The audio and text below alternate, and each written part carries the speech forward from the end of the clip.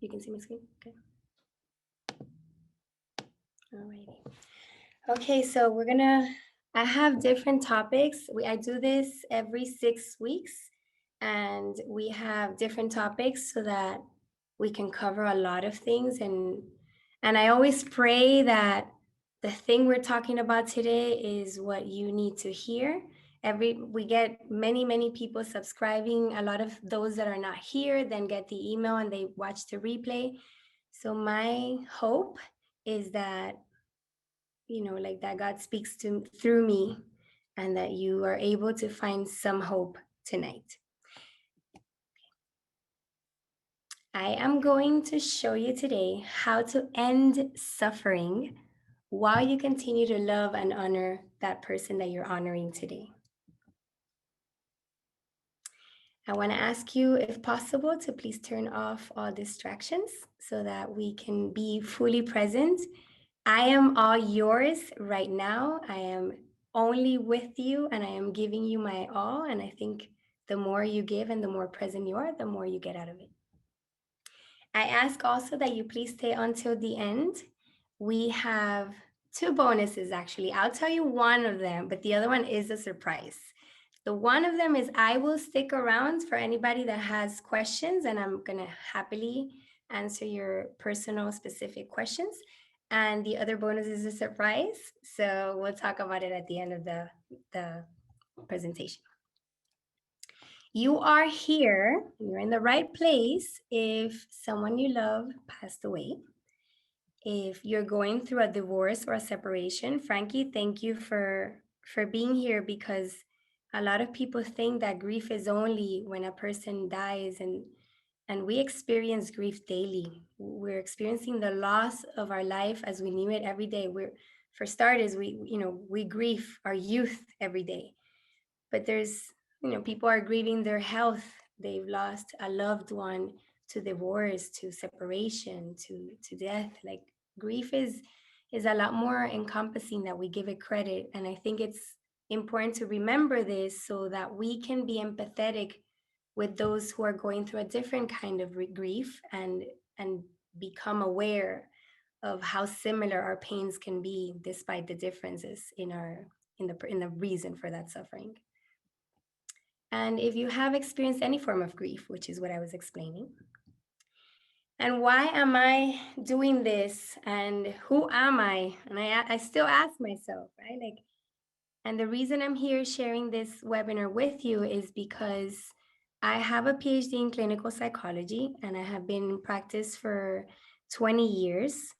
And I think, well, this is important, but I feel that what makes me more competent or capable of sharing what I'm going to share is not so much my clinical expertise or my clinical experience, but the personal experience of loss. I think, it's hard to talk about loss, to tell people like, hey, try this, when you haven't felt that excruciating pain in your core yourself.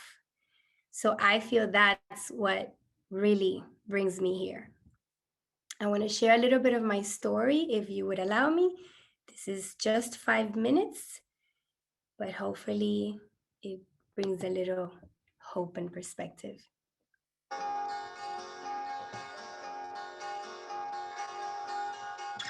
Our life was a fairy tale.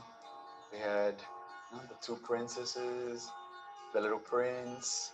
We had that little picnic table, and we'd always sit in front of the TV, and that's how I memorized my left and right, because I always sat on the left. Yeah. Really? Yeah. We had like the perfect family, the perfect life. There was so much love. Weekends were barbecues, pool, trips to Disney, trips to the beach. Alain would dance with me, with the girls. We have a video in which he's dancing with Fofi, and you came because you wanted to be with him. And Fofi was like, Mio, like go away, he's mine.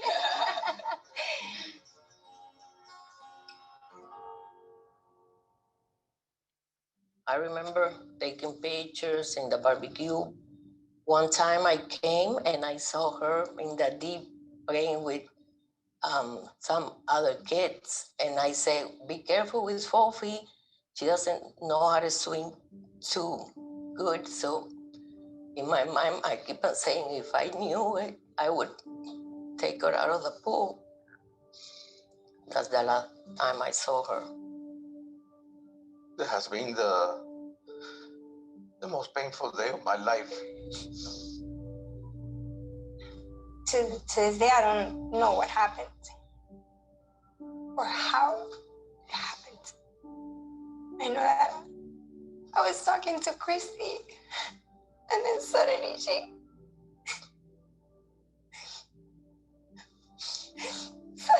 says, "Where's Fofi?" And I couldn't see her. And then I realized she was right next to me.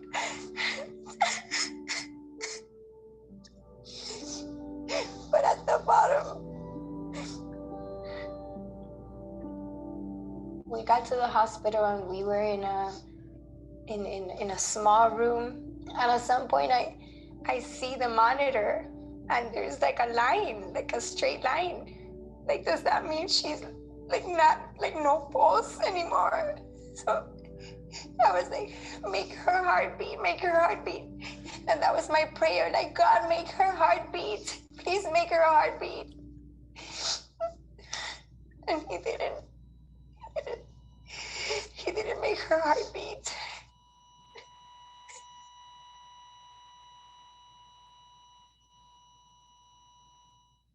The next day, there was a lot of people here, and the priest that baptized all three kids came to visit, and he went into the walk-in closet and sat down with us on the floor.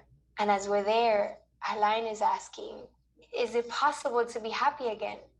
And he said, some people are, and some people are never happy again. The people that are never happy again, they think that the more they loved, the more they have to suffer, because that's how you show love. And the people that are happy again are those who choose to love and honor your loved one through service, gratitude, and love. That message defined us. I think God sent her to earth for a purpose. You know how people say that you have to go through the pain to get like happy or something like that? I feel like if we didn't go through this, we wouldn't be as happy. Ophie was special. And I feel like we all have a piece of her. So we've learned how to embody hope for the people around us and show that it is possible to be happy again. That in fact, because we've experienced excruciating pain, we've also had the opportunity to feel the most amazing joy. And if we went through this and we can smile again, then everybody can, because they see that it is possible to go from hurt to hope. That is, sorry about that.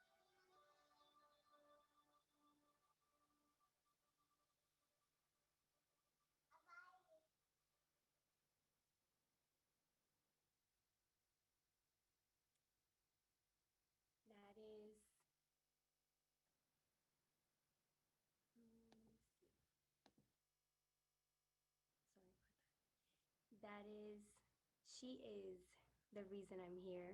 She is the reason I chose to rise up and honor her through service and everything that I do. And along with her, let me share the screen again. Sorry about that. Along with her, I have a few other people that inspire me and give me purpose and allow me to be here with you. God, I don't know how to get out of here. Okay, wait. Oh, there we go. There we go. Okay. Okay. So here's our family. I don't have a family picture because, well, I do have this family picture, But my little one was born after I lost my Fofi. So, I one of those things, like those little things that are hard to process. Well, it was always very painful to me that I didn't have a family picture. So we find ways. We find ways of incorporating our daughter, because love, as you all know, transcends time, space, and death. Love goes beyond this life here. Can you imagine feeling peace during your grief, or feeling hope? I'm going to talk today about how to do that, how to find hope, and how to allow yourself to feel the pain without entering into suffering. But in order to do that, we have to understand the difference. Pain is hope.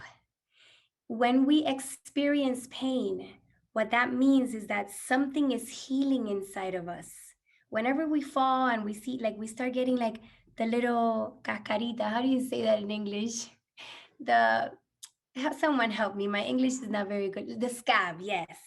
Like when that scab's coming off, like, and you touch it and you hurt it too, like, you touch it too hard, or you scratch it, it hurts. But the reason that ugliness is coming out is because healing is taking place. And the same is true for pain. So if we are feeling pain when we've endured adversity, or when we've experienced such a deep loss, then that means that there's healing happening. And that pain is hope.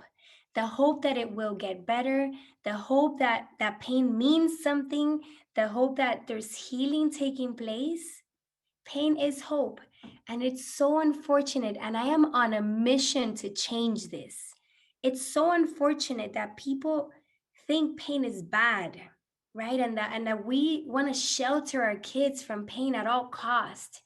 Just 2 nights ago, a client of mine called me, and I offered to take her sons to the hospital because their grandfather was dying and they didn't really know how bad it was. And she was like, I don't think they should come and see him like this. And I said, I think they should. And I think they're old enough. They're 12 and 15. And I think they're old enough to decide also. But even if they weren't, my kids are between the ages of 12 and 7, and I tell them the truth about death. I tell them the truth about painful situations, because pain is not the enemy. Pain is not bad. When we allow our children and allow ourselves to be exposed to pain, to sit in the dark with that pain, we're allowing for healing to take place. And I feel the first opportunity we have today is to, instead of wanting to, oh, I just want to fast forward and time to pass by so it doesn't feel this raw and this ugly and this painful. Well, my advice for you is, maybe it's time to see pain differently. Maybe look at pain as that healing process that's happening within you. Because pain, and I told this to my client a couple of days ago when I took them, I'm like, listen, your kids being exposed to painful situations is going to teach them that this is part of life, right? Like when we're too sheltered, we believe that like it's not supposed to be that way. Like you're not supposed to experience death, you're not supposed to experience accidents, adversity, like health problems. But the truth is that that's part of life. So if we teach them how to face pain, and we allow them to grow from it, because as you see, their pain is also the foundation for growth. And I always say that pain is a fertilizer. What are fertilizers made of? Poop, horse poop. So pain is like a fertilizer in the sense that it feels like crap and it stinks like it, but like a fertilizer, it helps us grow. It gives us the opportunity to give fruit, to find purpose, to to become resilient. We cannot become stronger and resilient if we're not going through adversity or difficult times. When everything is going well and everything's easy, like even in sports, If you think about sports, like, you know, if a kid is really good at everything that he does, he's not going to get better, and nothing's going to change, nothing's going to be strengthened. But if that kid is challenged, if we are challenged, then we learn from those experiences. The problem is that the mind is wired to push back on pain, and that's to keep us safe, right? Like, and it's true for physical pain. If you put your hand on fire or on something pinchy, you better get it out, because the brain is telling you, ooh, pain, danger, get it out, don't touch it. So in that case, the mind is very smart. The problem is the mind didn't get the memo that when it comes to emotional pain, you don't push back on it, because the only way around pain, around grief, is through. We can only experience and overcome pain if we allow ourselves to sit with it. So, changing your perspective on pain will allow you to use it to growth, to let it fertilize you. And finally, pain is a pathway, it's not a destination. It's the path to hope, to joy, to resilience, to strength, to, to, to a better version of yourself.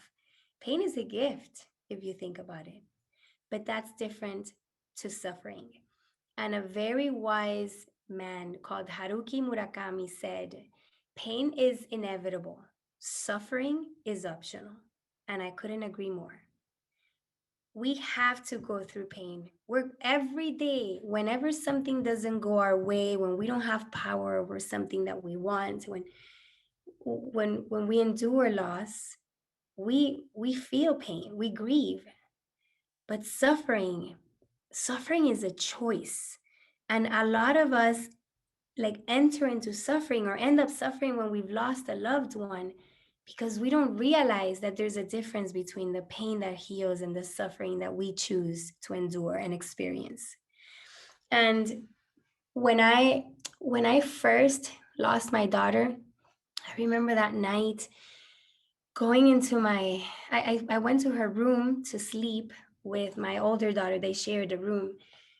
And at some point in the middle of the night, I found myself on the bathroom floor, rocking back and forth like a lunatic, and feeling like I was gonna go crazy. I was a deranged woman, and I was literally like trying to take the thoughts off my head because they were unbearable. And at that point, I remember thinking like, oh my gosh, like I'm gonna go crazy. It's just unbearable. It was dark. That's suffering. There's no hope there.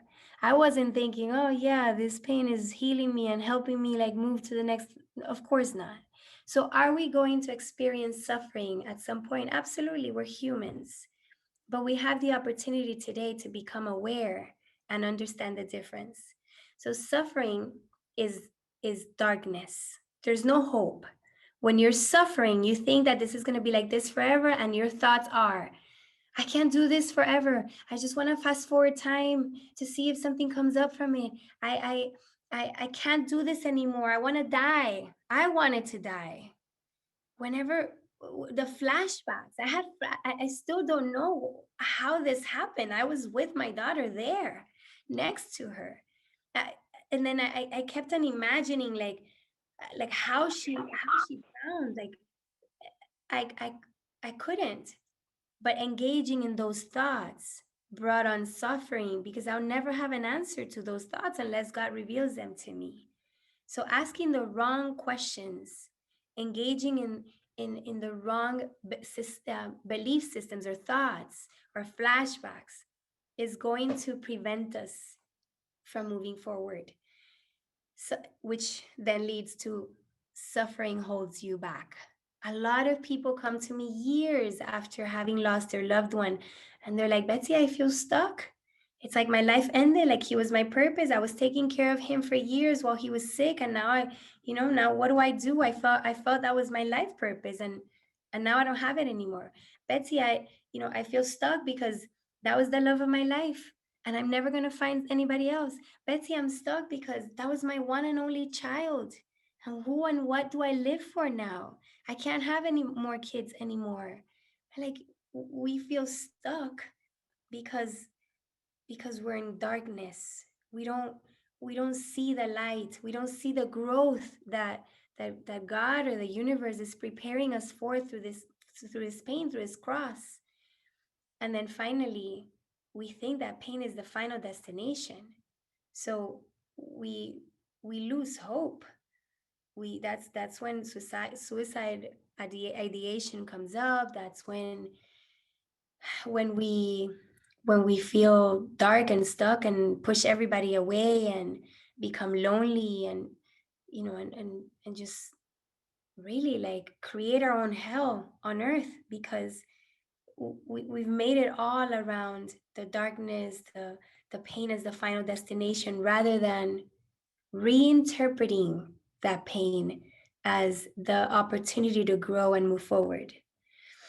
It's very hard to know when you're feeling pain and when you're suffering. Many of, again, in my online program, the first module is on understanding the difference between pain and suffering, and I obviously go more in depth. And there are some exercises in that first module that helps my clients like understand the difference, see where they're at. And in the journey of our Hurt to Hope, that's the name of our program, we I help them see the difference, right? Like whenever you are enduring suffering, you don't see the light, you have no hope, it feels dark and unbearable. Whenever you are sitting and embracing the pain that's going to heal you, because I think it's actually, I know it is extremely important and a necessary component of our healing and our overcoming this grief, to feel the pain and to sit with the pain. So I have had many situations in which I tell my client, like, take this week and just be so sad, do nothing, stay in bed, cry, just let it all out. Because oftentimes when we experience a loss, especially when it's a sudden loss, we're so busy trying to take care of everything. Like if you lost a husband, you're taking care of everything having to do with the kids, and you feel that, oh my gosh, like you have to be strong for them, and you have to be strong for the other one, and you have to take care of all the roles that your spouse took care of that now are your responsibility.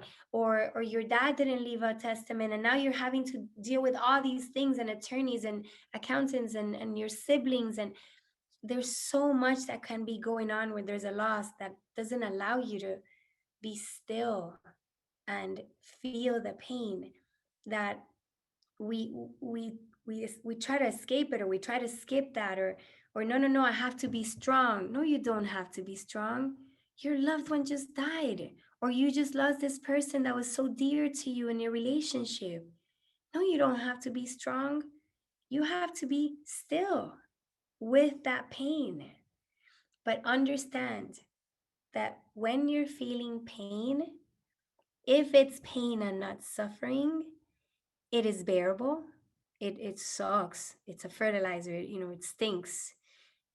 But it's bearable. You know that it's gonna get better because there's hope, and you know that it's the path. It has purpose. You're not wasting that pain. It's not a destination. You know when you're suffering, where it's dark, where you don't see the light, where there's no purpose for your life or anybody else's, when nobody or nothing else matters. When you're suffering, you you're stuck, can't move forward. Like nobody can help you. It's like we were talking about the addictions early on.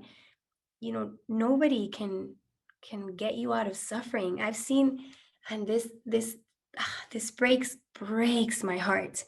I have seen children come here and tell me, like, my mom is like grieving the loss of my brother, and she doesn't realize that I'm still here. Her grandkids are still here, and now I'm grieving my brother, which was hard in and of itself, but I'm also grieving my mom, who's still breathing. That's suffering.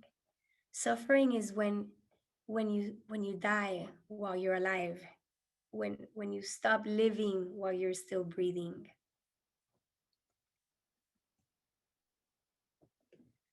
Acceptance. So supposedly acceptance is the last stage of grief, and it's when, when you feel like, okay, I accepted this and I'm done with grief and I'm good to go. But acceptance is not the last stage of grief, first of all, because the stages of grief are meant to be non-linear, right? We're human beings, we're not math. So you may feel that you accept it one day and then be back at denial another day and then go back to depression and then feel guilty. And we're human beings, and if you're feeling a roller coaster and you're going up and down and you feel like, oh my gosh, I'm doing so much better, and then tomorrow you realize, oh my goodness, I'm back in square one, you're normal. So if you're feeling like you're not, you are, because this is a constant roller coaster, and it's hard to feel balance and to feel that you're steady and stable and reasonable. But that's part of it, right? So acceptance is is not a stage that you arrive at with time. Acceptance is a proactive action that we take. Acceptance is a verb. We choose to accept. And because it is proactive and it's a verb and it's not something that we arrive at by the grace of God and with time, we have an opportunity to seek it, to pursue it, to make it happen. Acceptance is something that we can accomplish and that we can work for. So let me tell you, the first stage of grief is denial. And I want to tell you that denial is important.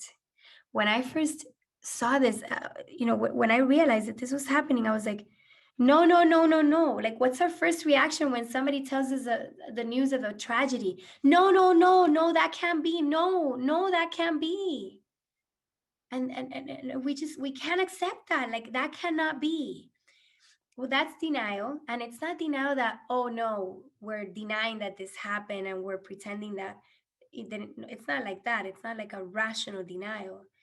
It's the way of our mind and body, like buying some time to to prepare for such a pain. We're not created to suffer, and we're not created to be in pain. So our minds, whenever such a tragic news comes to us, we need time. We need time to like process it, to prepare for it, to gather our resilience and look for all the strength that we have to be able to cope. So denial is important. And yes, we have to resist reality, right? Like, I like to think of denial also as a way of resisting reality.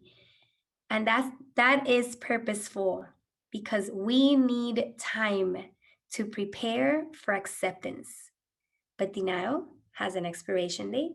And along with denial, escaping pain also has an expiration date. And avoiding pain has this expiration date. And postponing pain has an expiration date. So all those things we may do at the beginning of our grieving process, right? Like, we may escape pain by engaging in addictions, in in other things that keep us away from thinking, even healthy addictions like exercise and work and obsessing over other things. um, it has an expiration date to be postponing pain whenever we grieve and we have to take care of business, or we have kids, family, and we have to do certain things. We may have to postpone the pain, but also that has an expiration date, meaning don't live like that. Don't avoid pain forever. Don't prevent or refuse from don't refuse to accept reality. Because if you stay there, if you choose to not engage in your pain or sit with your pain, then it's just getting stronger and deeper. Just because you're not looking at something doesn't mean it goes away, right? Well, the same is true with pain. Just because you don't sit with it doesn't mean it's going anywhere. So in the meantime, you think out of sight, out of mind, but the truth is it's in your core, it's in your heart, and with time, just think of it as a seed, right? Like, if you throw a seed on the ground, you you can grab it right out of the ground if you go to it immediately. But if you let time, too much time pass by, that seed is gonna, with the elements like the sun and the rain and the wind, it's gonna penetrate the soil. It's gonna go deeper. It's gonna, create roots, and what's gonna come out is not a beautiful plant, because there ain't any fertilizer there. So avoiding pain is probably the major cause of pain. Sometimes we think that by avoiding pain we're helping the cause, and the truth is that we're creating a bigger, deeper pain. So denial has a purpose, which is to prepare us, but as it also has an expiration date. Fighting reality amplifies your pain. So what happens is, when we say, like, it wasn't supposed to be this way. I was supposed to bury me. Like, we have all these ideas as to how life is supposed to be, that when we fight reality, because that's not the life or the truth that we thought was reality, then we create a lot of resistance. We create more pain. Like, we create anger, frustration, hopelessness. Even in the day to day, I remember when this COVID situation started, I was like, oh my gosh, I can't believe I have to, like, homeschool and work, and I was writing a book at the time, and I'm doing all these things, and I'm complaining and having a pity party, and I'm like, Betsy, like, you're cranking yourself up by just being bothered about this. Nothing's going to change just because you complain about it. So I would allow myself to sit with the pain and complain, and be angry and be upset and be frustrated, and then I would accept. So notice that you don't get to acceptance without sitting with the pain. So the first step, and that is the first module of my program, is pain. It is pain. And it's a pain that's healing. It's not a pain that's excruciating. So when we remove the fighting of reality, right? When we choose to accept and welcome reality exactly the way that it is, then we have all our energy to devote on healing. But if we are resisting reality, then we're using our energy to resist reality. And guess what? We're going to be depleted, because since reality is not going to change by us resisting it, then it's just going to hurt. So every time we say, oh man, like, it wasn't supposed to be this way, I was supposed to die first, we were supposed to be soulmates and together forever. I was supposed to travel now that we retired. We were gonna travel together. Today someone told me, I imagine my daughter taking care of me, when I was older. And here she is at 80 something years old, taking care of her grandkid, because the daughter passed away recently. So life life is, it's not what we want it to be. It simply is. And accepting it doesn't mean that we agree with it or that we like it. Acceptance doesn't mean that we wanted it to be that way. And I think a part of us believes that, which is why we resist it. Acceptance means that we welcome it. We welcome reality, and we accept it exactly the way that it is, so that we may focus on our energy and our efforts on making it better. And I know this is easier said than done, and I have clients that tell me, but how, Betsy, how do I do that? Like, how do I go to acceptance? Like, how do I practice this? And I share some of those, I wish I could say everything here, but I share some of those skills, and I guide you through it in our online program. So how do you honor your loved one during holidays, during Valentine's Day, on the day-to-day? Like, some of you were talking about purpose, like, I feel like I lost my purpose. Well, you honor your loved one by celebrating how it feels right. So just because, again, like, Relationships don't end because of death. Love doesn't end because we lost that person. Love continues. It transcends time, space, and death. So we have an opportunity to continue to celebrate love, to continue to celebrate the lessons. Like in the case of separation or divorce, I think it's important to realize that we if we were in a relationship with that person, it's because that person was bringing greatness or beauty to our lives or love. So we get to celebrate everything that we learned. We get to celebrate everything that that person stood for. We remember the things that they told us as constructive criticism so that we can become better ourselves. Like we celebrate. We can celebrate love even if the person that we loved is not present anymore. So I have a lot of people tell me like, "Oh, Betsy, but my family thinks that I am going crazy and obsessed and it's unhealthy for me to want to have a dinner with and put a plate on the side where my husband would have been for Valentine's and have a romantic dinner by myself, but with him there spiritually. And my mom thinks that my house is a museum because I have pictures all over and she thinks I should move. And the truth is that none of that is true. None of that is true. If it feels right, if it brings you peace, whatever you do is okay. If it does not bring you peace, if it's a form of you denying or escaping the pain or reality, then that's a problem, right? Because there's a fine line, and that's part of what I try to teach. Like, I have a client who lost her daughter recently, and she would serve food, dinner to everybody on the table, and she would always serve a little plate for the daughter who was in heaven.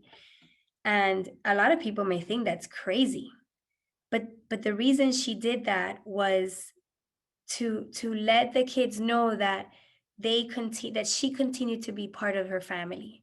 And the kids were little, so she wanted them to know, like, your sister is not physically here, but she's always going to be part of our family. We're always going to be a family of five. And that was her way of showing it to them, and they received it well, and it made her feel better. She was very aware that that this had happened. She was sitting with her pain. She was participating in our coaching calls, and she was thriving. So in her case, doing that wasn't crazy or unhealthy. It was okay. It was okay. So continue to celebrate, acknowledge and honor your loved one by bringing that person up. I know that the people around us are often like uncomfortable. They're like, oh my gosh, she's talking about her daughter. Like, where do I go? Where do I hide? And or how people are like, oh, I didn't want to call you because I didn't want to remind you or make you sad, or make you uncomfortable. No, the reason you didn't call me is because you didn't want to be uncomfortable with my reaction. So we get to educate the people around us. We get to teach them, like, this is what I need from you. And if what you need is for the person to give you a shoulder, to sit with you, to cry with you, then tell them that's what you need from them. But also listen, because sometimes the people around us are the ones that are able to hint to us that we're entering suffering, which is pain as the final destination. So educate the people around you, but also listen to them to see if there's some wisdom in what they're sharing. So acknowledge and honor your loved one. I think, Valentine's is what's coming up, but for Christmas and Thanksgiving, I did it too. I know my first Valentine's without my daughter, there was a tree in my backyard that we baptized La Fofis tree, because she used to climb it and then jump onto my husband's arms when she was little. And I put cards, be my Valentine cards for her siblings from her in that tree, so that they could have like gifts and candies and a card from her. And it turns out that when my kids went to the backyard to see the surprise that their sister had sent her, I had sent them, they had also done a Be My Valentine card for her. So they brought it to her. So we we didn't we didn't avoid the topic. We didn't ignore that it was the first Valentine's without her. We honored her and we talked about her and we remembered her. And I think that helps us realize that love transcends time and space. And you can create new traditions, right? Like I have one of my clients from Her to Hope share that this Thanksgiving they were with the entire family, and her dad loved the after dinner drinks, and they all hate it, like a Porto. They like Porto, and they were like, okay, like, so they got a big, a bottle of port wine, and they brought it to the dinner, and they said, okay, we're gonna have a toast at the end of the dinner, and everybody's gonna drink one in memory of her dad. And they all drank port wine, and I thought it was so cute because they don't like it, so it's definitely just for him, but they made him so present in that moment, and they honored him and they remembered him and they said stories about him and they laughed. And I think it's beautiful when we get to a place where we can remember our loved one and we can celebrate their life rather than dwell on the death, right? And that's the purpose, right? To get to the place where it's not about, hey, I'm not here to get you to forget your loved one so you can move on. I'm here to make sure you do not forget about your loved one and you continue to love and honor him or her, but you do so in a way that that brings light to others in your life, and that allows you to thrive and step into your greatness and become the best version of yourself that God created you to be.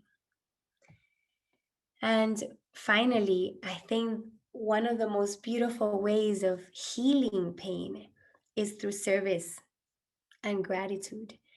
When we are grateful and when we're serving, we can't be suffering. They cannot coexist. They repel each other. So if you use your pain to help heal others, if you take the time and listen, I'm a testament to this. I I created this online program and I wrote a book, and it was painful to do because having to go back to to the pain and to the raw moments of my life to be able to connect with you and share with you what I experienced is masochism.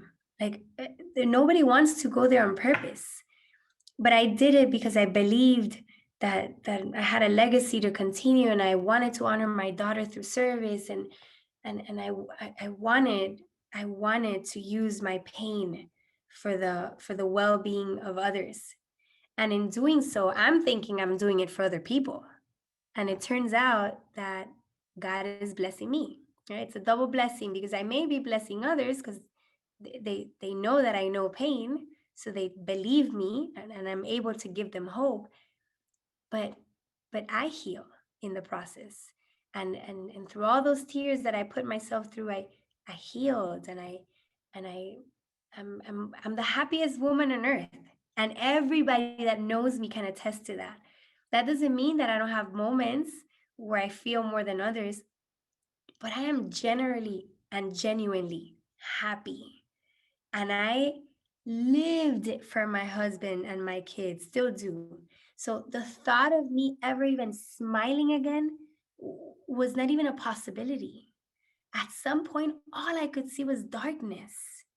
So to look back and see that I'm not just at peace and fine and hopeful. I am joyful. I am the happiest woman on earth. And I continue to love and honor my daughter and remember her with all the love in the world. And I feel more connected to her than ever. And in a way, like I even say, like, now I don't even have to wait for her to come back home from school. I get to have her all day, every day, and be super present. She's super present in my life. So honoring your loved one instead of avoiding the conversation because people around you are uncomfortable or because you don't want to bring it up, is actually a way to heal and to get through the holidays and the birthdays and the Valentines and the important dates in a more peaceful way on your journey towards acceptance. I'm going to share some testimonials. I'm going to talk to you a little bit about an online program that I have, but I thought these were beautiful to share. It's Christina Perez. My Hurt to Hope journey started when my father was diagnosed with cancer, and that's when I really started to see Betsy as a patient. And she was there every step of the way. She helped us realize that through this journey, we can grow closer as a family. We can grow closer to God. And once he passed, she helped us realize that we don't have to dwell in this pain and suffering. There is light at the end of the tunnel. There is hope after hurt. You can feel the hurt and you can get to the joy. Sometimes it takes a while, but she definitely leads you that way. It has absolutely made an impact in my life. She makes me want to live my best life for myself and my family and not dwell in the suffering and in the pain. Biggest takeaway from this book that I've gotten. Hurt to Hope is grief but with growth. Hurt to Hope is kind of a promise that you're hurting, but you can get through it, and you'll get through it a stronger and better person for it. For me, my biggest thing with Hurt to Hope was the how. We've heard Betsy's story. We know she's the happiest woman on earth, but I wanted to know how I could be the happiest woman on earth. This is the how. So this is your to-do list. Through this book, you will learn how to get there. So my name is Luli B. Carreras, and I know Betsy because she became my client, and then I became hers. I had the incredible honor to be able to be guided by this woman. What I learned even through my divorce is that divorce is grief. Grief doesn't only come in the form of losing a loved one to death. Grief is a divorce, is filing for bankruptcy, is losing a job, is even moving to a different state or having a child leave home to go to college. It's all different stages of our lives and some form of loss. We really can turn our hurt into hope, that we can take our pain and turn it into purpose, and that we can become a better version of ourselves as a result of all of our experiences. You know, one of my favorite things that Betsy always says is pain is awesome. And I remember times in my conversations with Betsy when she would say that to me, and I didn't like hearing that very much, because as someone who prides on herself on being so positive, I don't like experiencing pain. And now I get it, because I'm on the other side. I'm on the hope side. And I get how powerful pain is.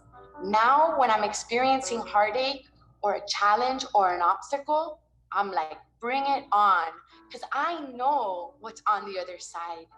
And it's through what Betsy has taught me and through Hurt to Hope that I've been able to see how powerful it is. My name is Beowulf. Betsy is married to Aline, who is my best friend, the godfather of my daughter. And Betsy is also my wife's best friend, Sudi. So we are very close. Hurt to Hope is the lifeline that those that have experienced pain and suffering and despair need in their life. Others need to understand that someone as special as she is, as genuine and sincere, as loving, as caring, as selfless as she is, lived hell on earth, but at the same rate came out of it. Where some feel that they're so lost in the world and that nothing can be fixed and there's no light at the end of the tunnel, she's lit that flame. She's given hope through her story, through her experience. She's created that, and it's a gift. Makes you realize that as strong as someone appears to be, we're all fragile inside. And we all go through our emotions. And we all go through our suffering and our pain. And it's our choice to decide whether we want to stay in that or if we want to evolve from that and grow from that.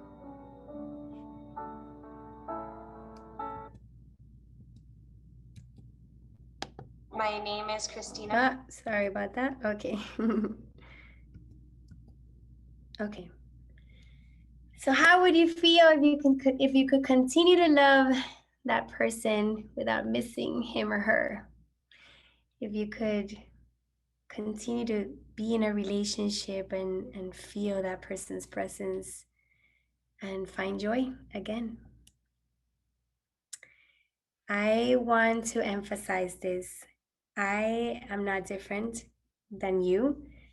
If I could do this, you can do this too. I promise you, when I look back at my journey, I didn't I'm not where I'm at because I studied psychology. I'm not where I'm at because I have a great husband and family support system. Heck yeah, those things help. Of course they help. But that's not the answer, right? And I will do a whole bunch of other webinars to share a little more about what are the things that helped me, but this program also guides you through it. So I just want you to know that you were born resilient and capable. And if God or the universe or whatever you believe in has allowed for this to happen, it's because you have what it takes to overcome it and to use it for growth and strength and the betterment of yourself. So would you allow me to accompany you in this journey and have the honor to help you rise above this pain? Everything I do to honor my daughter. She is my inspiration. She's the reason I do hard things, because what I do is hard. To sit with the pain of others when you really know what that feels like is is is hard. But when there's purpose, you do it with so much love and joy that you wouldn't have it any other way. And I wouldn't, because this is how my daughter stays alive and I keep her memory very much alive. I I am devoted to bringing hope. And for the 20 years that I've been in practice, I've focused on marriages and couples, and God led me here to grief, right? But in everything that I do, my purpose is to bring hope. So at some point I was bringing hope to marriages and couples, and now I'm bringing hope to anybody experiencing any form of loss. And I want to tell you about my online program. And I will tell you a disclaimer. I struggled with presenting this program to people because I'm like, oh my gosh, like how can I be selling something? Like, because if it was up to me, I would do everything for free. But then the people that I go record the programs with don't want to give it to me for free. So I've had to engage in this exchange. And it's been a journey to realize that I am not selling anything, and I am not asking for anybody to pay me anything. I am serving. I am honoring my daughter, and I am giving you the opportunity to honor your lost loved one.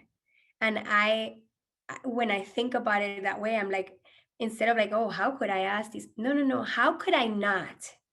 How could I not help you go from hurt to hope when I know how to do that? Better than anyone, better than any therapist I know, because I didn't learn this in school. I learned this in my own flesh. So I created this program during COVID. I had started 2019 and then I completed it during COVID. And I put my heart and soul into every module. I recorded five modules, and each module has 3 to 4 videos. Each video has a worksheet, which I call a hope sheet. And in those hope sheets, which I also put a lot of love into, you get to do the clinical work. The reason I created this program is because I own a group private practice and I have a team that I lead, and I didn't have enough time in the day to see everybody that was coming to see me. And not everybody had $400 an hour, the equivalent of over $10,000 in therapy, to experience the grief therapy and the grief growth. And I felt, and I always say that everything that I do, I'm guided by the Holy Spirit, because as I mentioned, I am a woman of faith. And everything I do is to honor my daughter and to honor my God, who put me on this earth with a purpose. And I am here sharing that purpose with you. In this program, you go through understanding pain. So we go through the difference between pain and suffering. We talk about how the brain responds to pain, about what happens when you're escaping. I help you reflect on where you're at and what you're doing through the videos and the exercises. We talk about radical acceptance. And I teach you from the beginning how to work proactively towards that last phase of grief. According to research, I disagree. I don't think it's the last. I think it's the first one, right after pain. I also teach you how to choose the right people, how to surround yourself with the people, the experiences, the environment that's going to help you thrive. And listen, I've been on support groups. I've gone as a speaker. I've gone to speak at support groups where they've been grieving for 10, 15 years. And I share my message, and they're like, no, we're part of a club we never chose to be a part of. We're grieving parents. And I remember at that point thinking, like, no, I don't want to be part of a club I don't want to be a part of. If clubs are supposed to be things that you join, for pleasure. Like, Ava, I'm not going to be part of the club of parents who are grieving their children, or people who are grievers. I'm going to be part of the club of chosen parents who are fathering or mothering an angel. I am the chosen mom of an angel. I am not a grieving mom of a toddler. And I think it's important that we understand that we have a choice. So if you want to be part of the hope club, not the suffering club, then it's important that you surround yourself by the right people, and that you're exposed to messages and experiences that are going to help you thrive. Module 4 is about taking action, and I give you all sorts of clinical tools. This is where the psychologist in me came out, and I teach you like how to reframe, which is changing the interpretation, the perspective into something positive that's going to then change the way that you feel. I teach you how to this is where I teach you how to proactively transform your hurt into hope. And then module 5 is incorporating faith, and this is this is not just for people that believe in God. This is for people who believe in anything, right? So or not, right? Like, or looking to believe, because many times we lose faith. We fight with God. We wonder, if there's a God, why did this happen to me? So I teach you how to build faith, because not everybody was born believing. And when I say faith, I mean faith in yourself, in your ability to overcome this. I mean faith in others, the people that are helping you, that you can trust, that you can get some hope from, and faith in a higher power if you choose to. But I've had atheist people in my program, and I think it's hilarious that they choose me, but they say I'm their favorite Christian and they're my favorite atheist. So this whole faith thing is working. You can believe in whatever you want to believe in. I'm super open-minded to that, and I think we're all one under God or the universe. So in the end, we're all in this together. So although the value is $47.40, the whole purpose of this was to make it affordable to people. So I am doing it at $9.97, and you can do payments of $347. So you can divide it into 3 payments. If 3 payments is still not affordable, I don't want money to get in the way of this. So you can reach out to us and tell us like, Betsy, I need a different payment plan, and we can work something out and see what helps you be able to benefit from this while still being able to afford it. Because I know that sometimes when we lose a loved one, our finances are also impacted. So if you would like to join, I am super excited to say that we have a bonus today. And, usually a lot of people enroll during the webinar. So the three first people that enroll in hope.com/join will get a free, let me stop the share so I can show you, a free book. So this is my book. It's Hope, Healing the Pain of Loss, Grief, and Adversity. And it's a beautiful, beautiful book. And it's not because it's mine, I promise you, it's beautiful because it was co-written by the Holy Spirit. He was guiding me all along. And it has two parts. Part one is my story. So I share very vulnerably, like the raw details of my story, my thoughts, my anger, my like other things that I was a little ashamed to write about because I don't necessarily want people to know what I was thinking back then. And then part two is the hope. So in part two, I share all, like clinical and spiritual tools that help me grow. And I think it's a beautiful complement to the program because I was mindful about including here or, like including here things that weren't in the program and including things in the program that weren't here so that I could make it as comprehensive as possible and help you, get a little bit of everything that I learned in these past 7 years. So the first three get my Her to Hope book for free. It's going to be signed and dedicated. So I'll learn a little bit about you to make sure that I dedicate it, personally to you. So you go to hertohope.com/join. I want to go over some frequently asked questions and concerns in case you are sharing one of those. Okay, so people tell me, Betsy, why am I going to pay for something if it's not going to take the pain away? And my answer to that is, it won't take the pain away. You're right. I cannot do anything to help you skip grief. So if you're looking to get rid of the pain and not have to deal with it, this is not for you. But I will show you how to sit with your pain without enduring suffering. I had to suffer myself and learn the hard way because I had nobody to guide me. And I am devoted and determined to helping others skip the darkness. So yes, I can help you skip the darkness. Yes, I can help you skip the suffering. But no, I will actually make sure that you sit with that pain. But that pain is going to be different to what you may know. It's the healing pain, it's the bearable pain, it's the fertilizer that helps you become better, and that brings hope, ironically. So I teach you how to do that and I guide you. And in our coaching sessions, I have a lot of people that tell me like, but Betsy, like I've been sitting with the pain. I'm like, that ain't pain, that's suffering. And it's so beautiful to see them realize what I mean, right? Like in their own experience. Other people tell me, no, Betsy, the pain is too raw, it's too recent, I'm not ready. And a lot of Her to Hopers tell me this. And I'm like, you are ready because the first module is pain.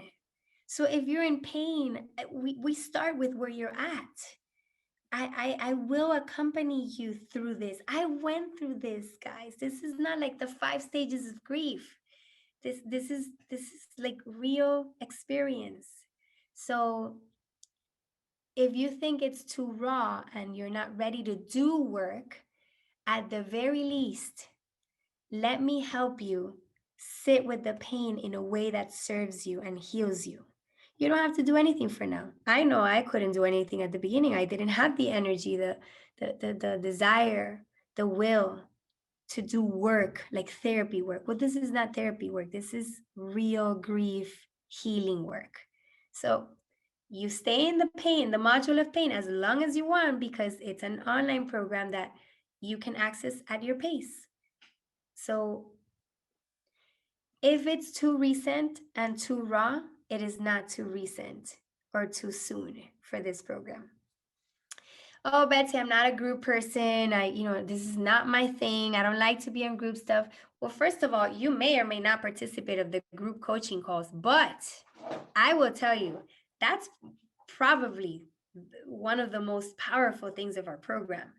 And a lot of the people that have told me that are like, oh no, I'm not a group person, and I'm very personal and private, and those are the ones that won't shut up in our meetings. They love it, and they bring so much value and such good energy to our group.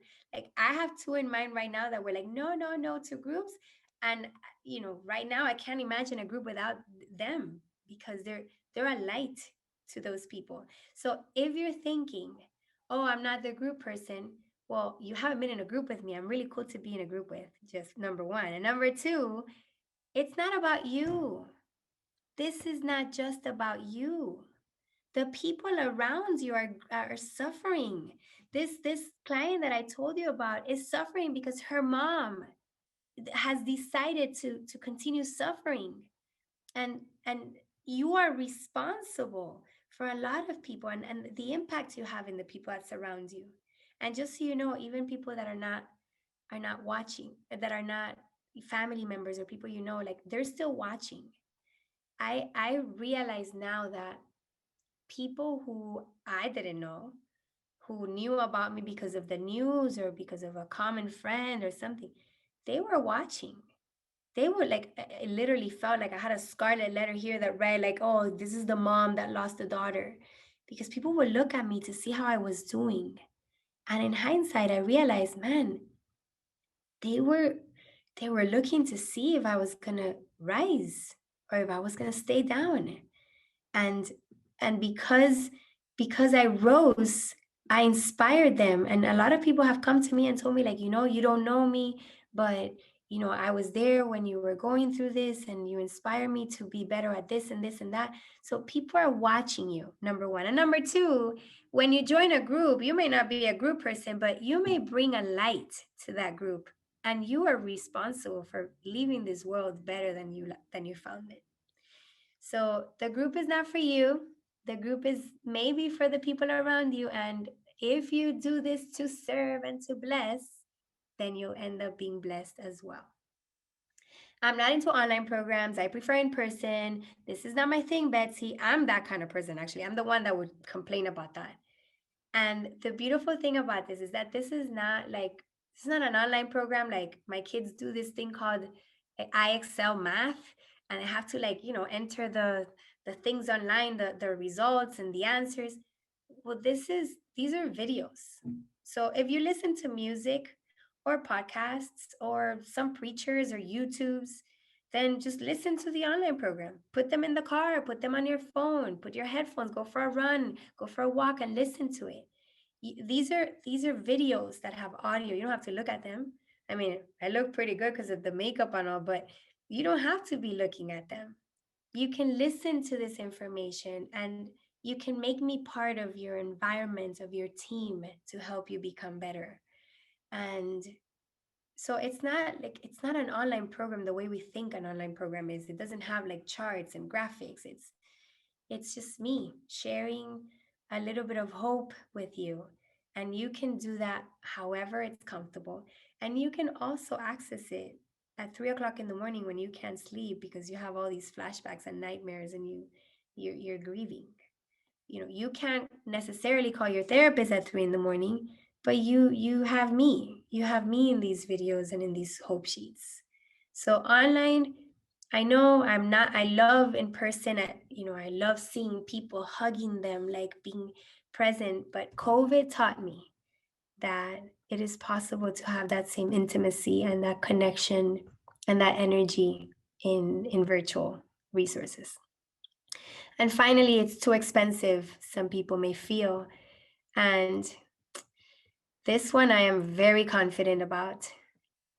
first of all, this is nothing compared to alternatives like therapy, or but it is especially nothing compared to a life full of joy and hope. And I think we invest a lot of money on, foods that are not even good for our bodies.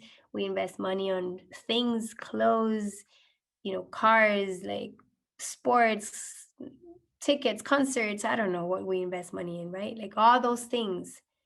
And if you add up, in the end, you're investing a lot of money on things that don't make you a better version of yourself, and yet you don't prioritize what may bring hope to your life and make you better. So I feel very confident about this one. I know that I give more than what I get paid for. And I also know that I don't work for money. So I would never charge for something that I don't feel is giving way more value than what I'm charging. So those are some of the questions. If you have any other questions, I welcome them. I Let's see, Caro, if you could check the emails to see the who got the books. Okay, and going like here, going to my emails because you get the notifications there too. Okay, so her2hope.com/join. There we go. You can choose one of the two. If you need a different payment plan, you can email us at betsy@betterwithbetsy.com, which actually should be here. Yeah, betsy@betterwithbetsy.com.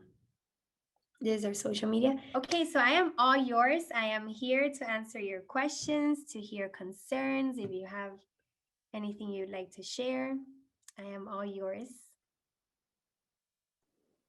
Betsy, I just wanted to say thank you for my book. I'm super excited. My pleasure, my pleasure. I'm excited to have you too. So I did want to tell the people who I currently am. I've done a couple of groups with Betsy, and I agree that there's moments that we're still in pain. I lost my mom right before COVID to pancreatic cancer. I was lucky enough to be able to be with her. So it was literally right before everything kind of shut down, but we were able to bring her home, and she was not alone. So I do feel grateful that we were able to say our goodbyes.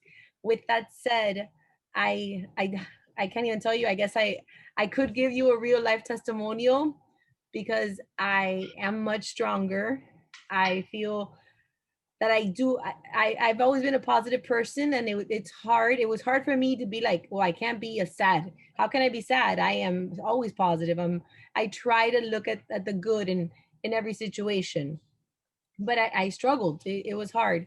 So as she was saying, your hope sheets, I was maybe I think her first client, and have my hope sheets here next to me in my desk. And I went through them kind of fast to the point that I stopped. I've done 2 group sessions and I'm almost done. And I promised myself that I was like, okay, I'm going to finish it right at her year mark, which will be in March. And I'll have the other, this other group that's starting that I plan on joining.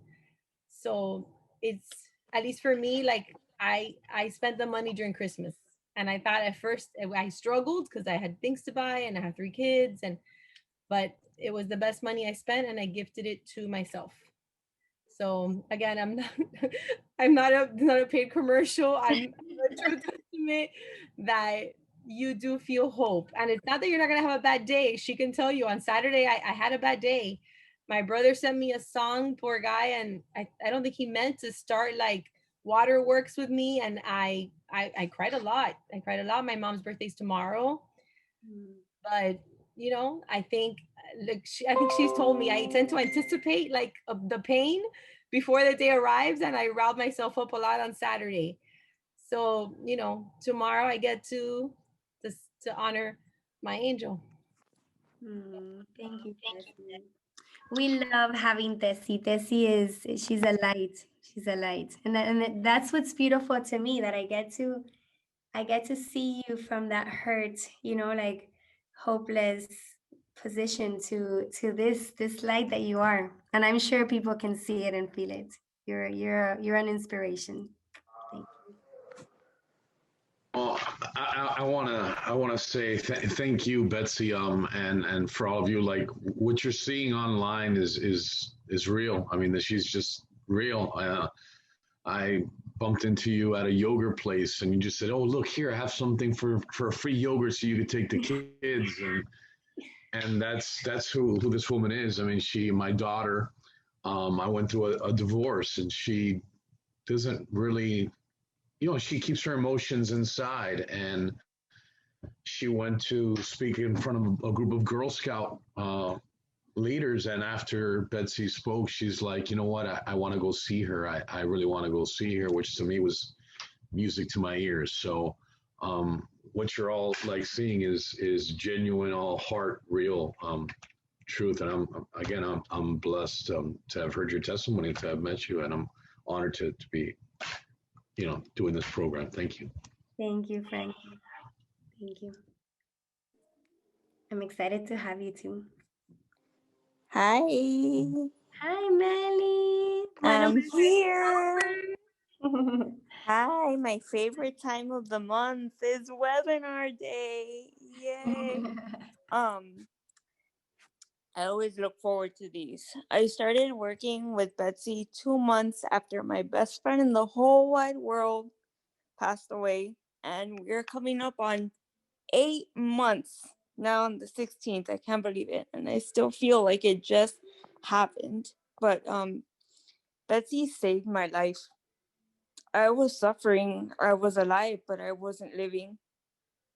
And now it's still so hard, and I still deal with it, and it still hurts. And I still miss him so much, but I can sit with that now, and I can live, and I can appreciate other things without being consumed by it. And I didn't like groups either. I didn't want to do the program. I was like, I I know don't you were one of the know. ones that said it's too recent, it's too It's soon. too recent. And it was like, I remember that. And I sent you a message at like 3 a.m. because I was a mess. That was when it first happened. And my mom was like, okay, you have to do something. So, why don't we, reach out to Betsy, and why don't we? And I said, Mom, I don't know, because, I don't like groups, and, I don't want to do it. And, and I didn't want to do the group calls either, because I'm like, I don't know, I feel weird. It's like all these like random, people I don't know, and I have to talk about my feelings. And fast forward like 3 months later, I was ugly crying to a bunch of strangers in this group that they had lost people too. But Betsy made me want to talk about my feelings. Like, she made me feel like what I was feeling was, it was okay, and she didn't care that she had to repeat the same thing 20,000 times. And I felt comfortable enough to share that with her and read her book. It's amazing. It's an incredible book. I have 2 copies. And just do the program. You won't regret it. If you're going through anything, just do it. Thank you, Melly. Guys, I promise I didn't ask these people to do this, but I thank you. am That not was very paid. kind of you. I promise. Does anybody have any questions? Anything you would like to understand? Anything about what we talked about? I'm all your guys, free therapy. Come on, I'm yours.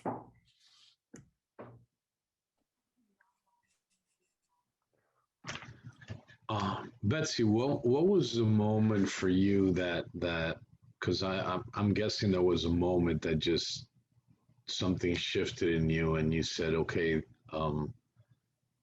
you turned your hurt to purpose, if you will, or like, I mean, if you can share that with us. That So there was a moment in which I made a decision, but there was no moment in which it happened. So, and it was very soon actually. And that's why I believe in hope, right? Like, it's not hurt to joy, it's hurt to hope, because joy is like too far away to imagine it. But hope, you're like, okay, I can deal with hope. Maybe one day I'll have hope. The day after, and I say this in the video, the day after I lost Fofi, the priest came to visit us, and he sat with us in the walk-in closet. We were hiding from everybody, and we felt very overwhelmed. And my husband, we really were very happy before.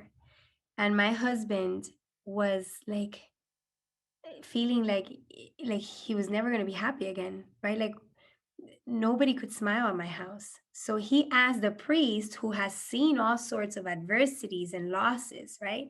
He goes like, "Father, is it possible to be happy again? Can we ever be happy again?" And he said some people are and some people are not. And he was like, "Well, so what's the difference? Like who's happy again and who's not?"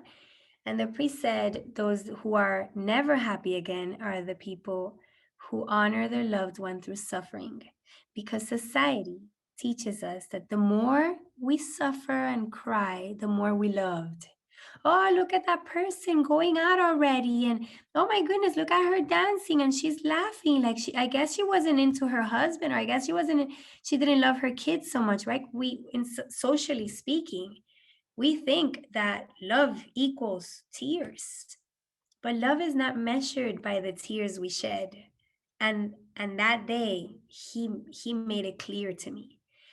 And then he said, and the people who are happy again are those who choose to honor their loved one instead of through tears, through service, gratitude, love, joy. And at that moment, although I had no idea of how I was going to be one of those people, I remember in hindsight, of course, I didn't realize I made this decision then.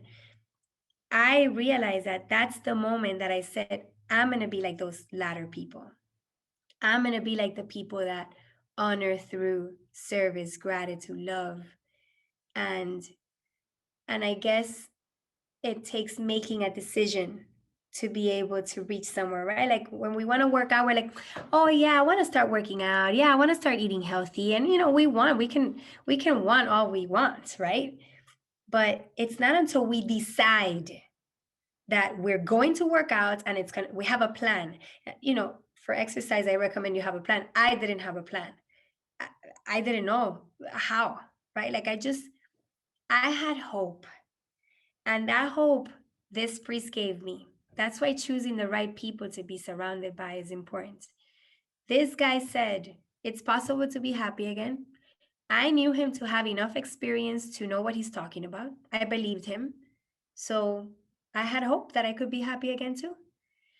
And then I guess when you make a decision, when you have a north, when you have a purpose, right? Like I'm going to find joy. I'm going to be happy again. I'm going to honor my daughter through service and gratitude. Then the decisions that you make on a day-to-day are informed by that paradigm. So I remember the first month I had the opportunity to go on a retreat, and I was like, heck no, it's too raw, too recent. Like, I can't do that. I'm going to fall apart. And I remember the person that told me that there was that retreat, it was the Emmaus retreat. That person told me that, and I'm like, no, no, no, no, no, it's too soon. And she's like, you never know. She didn't force me. She didn't guilt me into it. She just said, you never know. And just the fact that gave me hope, right? Like if she's saying you never know, then she knows that there's a possibility that I could go within a month after losing my daughter. And I went. And that retreat was transformational. Transformational. I went there a hot mess, hot mess. People that know me now, that saw me then, like understand the pain. And I left so hopeful. And then another day, like somebody tells you, like, hey, you wanna dwell in bed and just not get up and do nothing, or do you wanna come do this with me? Do you want to open a foundation, which I did, or do you just stay comfortable because you're too busy and have too much in your hands, right? So when you make a decision, when you decide that you want something different for your life, the little decisions that you make on a daily basis are what really create the big difference. So it wasn't one moment in terms of like that transition. In fact, it was very roller coasterish. I, you know, I, there, I there was a time, there were times that I felt like, man, I'm having the grace of God because I felt peace, and I was present for my other children, and I made time to be a wife and to be present with my husband who was also grieving. And there were other times that I was a hot mess, and that's okay, right? Like I knew that that wasn't the final destination because we were going to be like the people that were happy again. And I guess it's a conglomeration of moments that makes the big moment amazing. It wasn't one particular instance for me.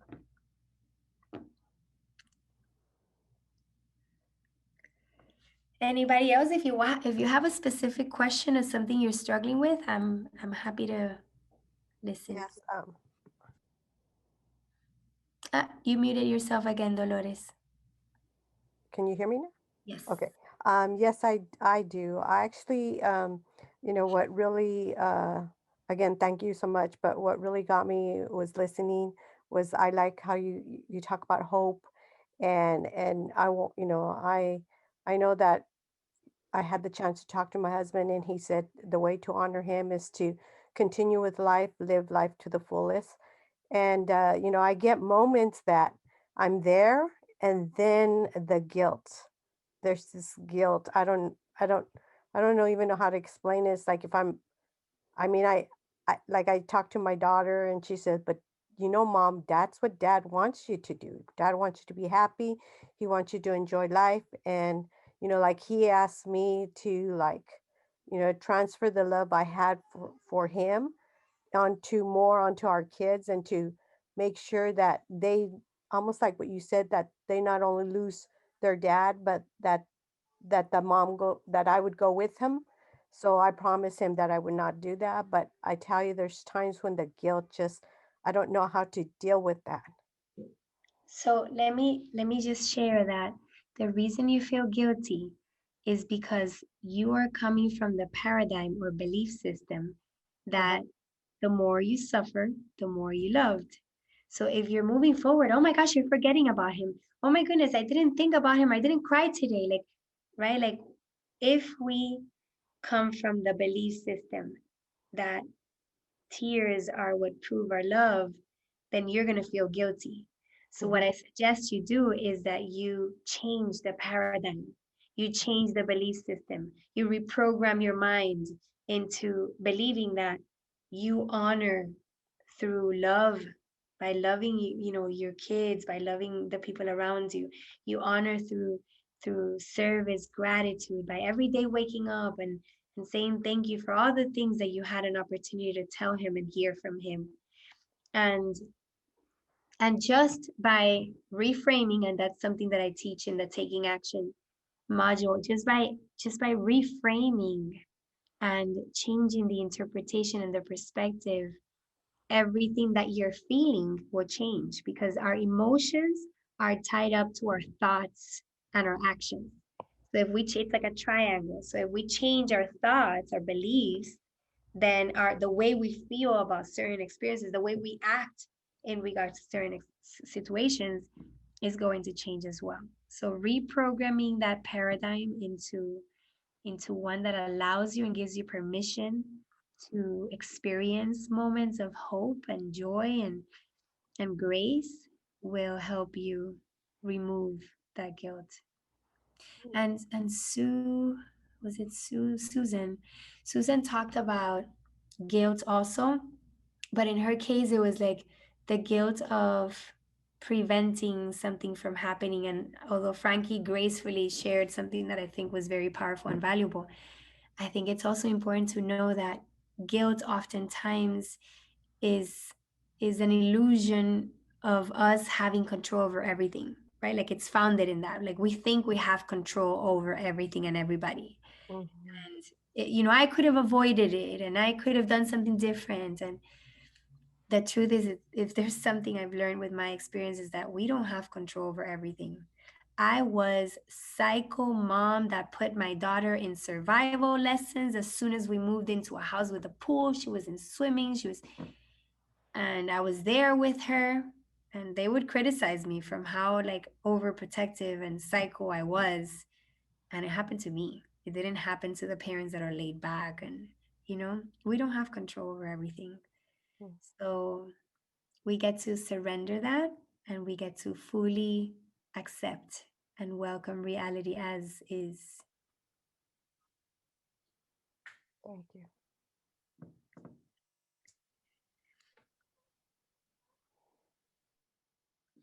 Free therapy, guys. Free therapy.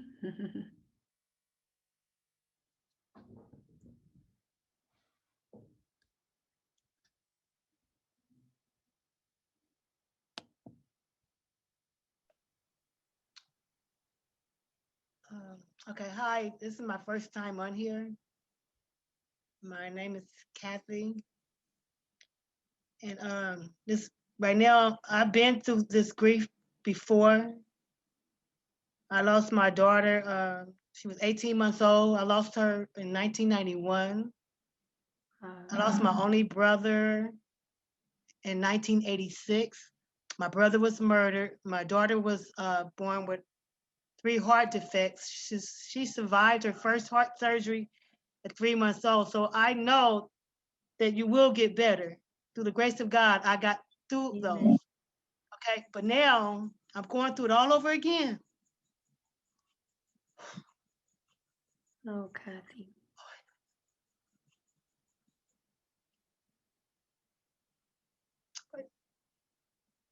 My 18-year-old grandson was murdered 2 months ago.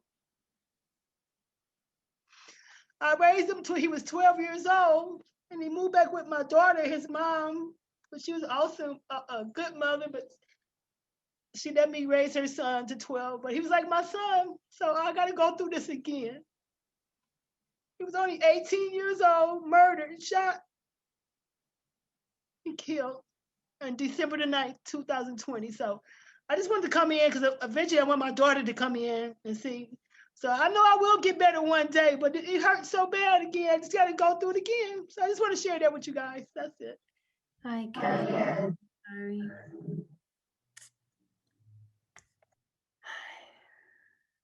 Kathy, my heart is with you. I will have you in my prayers. I hear that the love for a grandson is like no other, because it's like it's if we love our kids that much, they say that loving our grandkids is even like it's like deeper and bigger, and he wasn't just a grandkid, he was a son as well. So I can only imagine. And I think in your case and in the case of many people, the pain that you go through is not just that of grieving, it's also how it happened. I know for me, what was darkest was how it happened, right? Like I kept on having flashbacks of her, like what did she think those last seconds? Where's mommy to protect me? Like a week earlier I had told her, we were in a pool, and she was very respectful of water, and she was a little scared. I'm like, mama, don't be scared, mommy's gonna take care of you. A week later she was not scared. She was swimming from my husband to me and back, and she was excited and fearless, and mommy didn't take care of her. So then the flashbacks and the thoughts, and I imagine that the same is true. Like, he was shot like that. That's not a death that he deserved. But I have to tell you, Kathy, that focusing on how it happened is torturous, right? Like it's part of the difficulty with acceptance, and it's pointless. I heard someone once say, I don't want my brother to be remembered by how he died, because he died of suicide. I want him to be remembered by how he lived. And I thought that was beautiful, and it's something that I always remember. But I wanted to tell you that someone once told me that if you had he told me, like, Betsy, if you had a migraine last week and it was bad, it was a bad migraine, you were like locked in your room and it was terrible, and this this week you're feeling great, you're feeling awesome, there's no migraine, no reason to feel that there might be one, like, are you still dwelling and worrying about the migraine from last week? And I'm like, no, I'm happy I don't have it. And he said, well, your daughter is like the way she died is the migraine from last week. It passed. But think about where she's at now. She's enjoying the presence of God. She's eternal. She's full of life. She's joyful. She knows no pain. And I remember thinking like, well, that helps me. It helps me like put things in perspective and know that though it must have been tragic and God knows all the thoughts and all the pain in that situation that he was in. Right now, because God is a God of love and mercy, he is enjoying the presence of God, right? So we get to be present and to focus on the present moment. I know that and this is something else that I discussed in the program, like when we live in the past, we're depressed, right? But when we live in the future, we're anxious, we're fearful. But when we are in the present moment, whether it's with pain or joy, we we are able to take one moment at a time. That's why it's bearable. We're able to feel, to be, right? So it breaks my heart that you have to do this all over, but just keep in mind that you don't have to go through all that grief all over. You have to go through one day of grief every day. And there's this story about a monk who was told to do all the dishes, and it was like a mountain of dishes. And he was like, what? I have to do hundreds of dishes? That's crazy. And the monk, the brother told him like, no, you have to do one dish. Like, no, I look at that mountain. No. One dish at a time.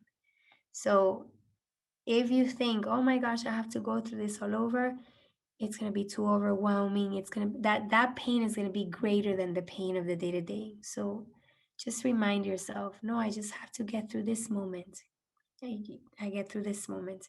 And when you get through this moment, then you get to the next moment. And one day at a time, you will rise up. And you know it because you've done it before. It's just not fun. But just one dish at a time, one moment at a time.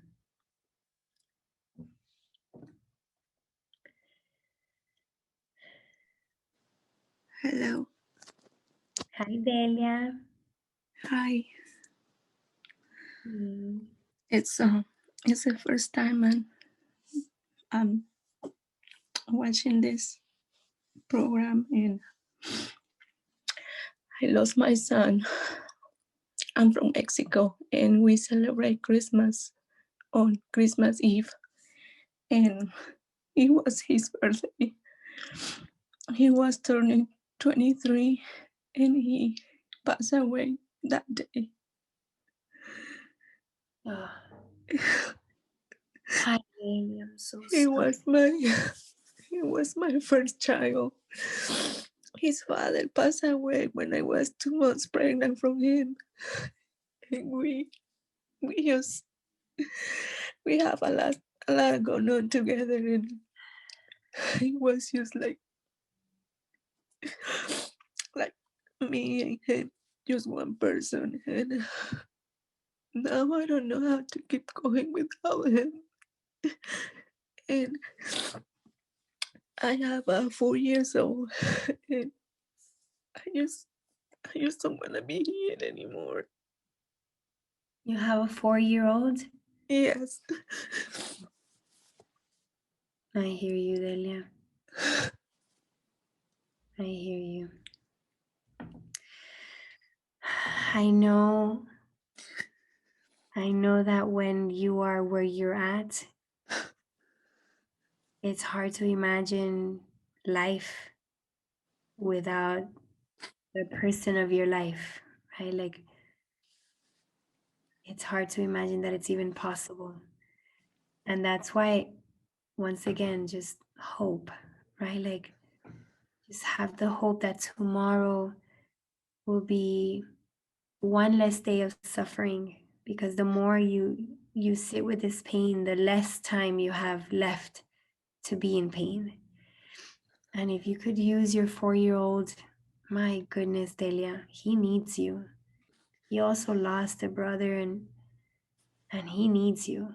So if you could use him to inspire you, I know a lot of siblings that have what they call the survival child syndrome, which is what that when you lose a sibling and the parents just can't overcome it and they can't stop thinking about what they lost, they can't focus on what they still have. They make the mistake of neglecting that child that remains. And the message that may come across is, you know, I don't care about you if you're alive. So, you might as well die too, right? Like I've heard a lot of clients of mine tell me, I want to die too so that she cares about me. I want to go as well. So I'm telling you all this just to help you be mindful of how you may be communicating something that you obviously don't mean to tell your other son. So if I'm not saying do not feel this pain, right? Like you have to, and you have to allow yourself to be still, and sometimes to not be able to get out of bed and to not be able to do what your son wants you to do. That's okay. That's okay that you have some days like that. But sometimes we don't have the luxury of dwelling. I know for me, I would I would time my moments. I would choose to just engage with my pain when my son was sleeping and my daughter was in school. And that's when I would like just go all out. And there were moments that it came out and I couldn't control it, and it's part of the process, but allow yourself to feel the pain, but time it. Time it so that you can get up and be present for that child you have, because Okay. he needs you too, Delia. And if we can support you in any way, we're here to help.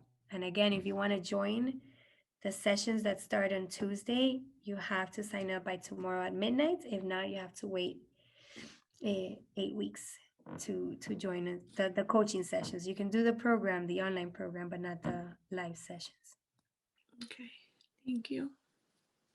Sorry.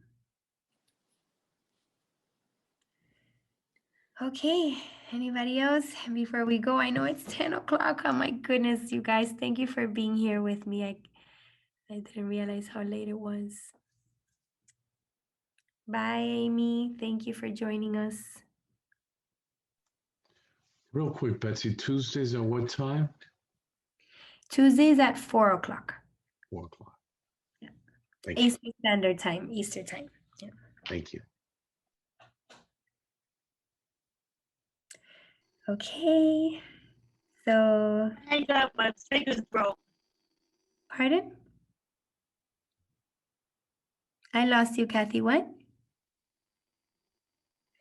I'm gonna put the screen again for those who want the website. Let's see. I,